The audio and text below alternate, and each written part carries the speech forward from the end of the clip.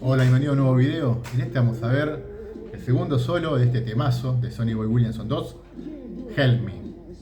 El solo que está en el minuto 2:10.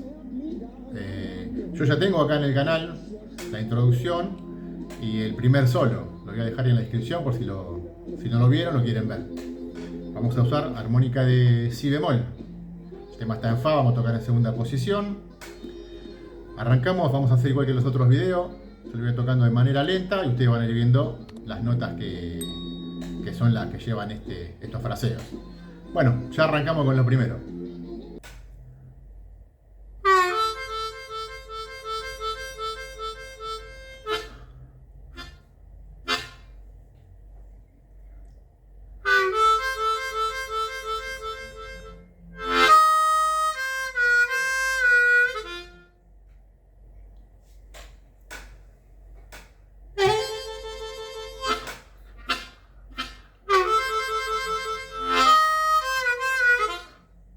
Este es el primer fraseo. Vamos con el segundo.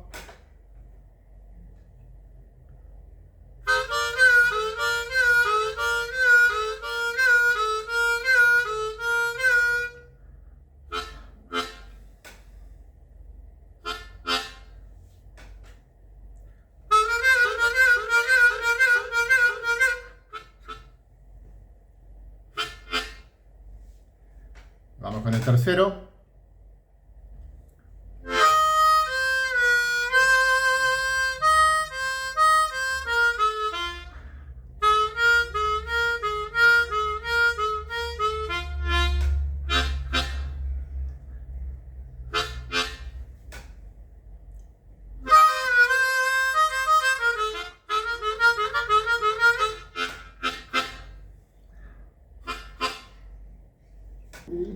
Bueno, ahí vemos los tres fraseos de este segundo solo. Está muy bueno. Si les gustó el video, espero que se suscriban al canal. Nos vemos en la próxima.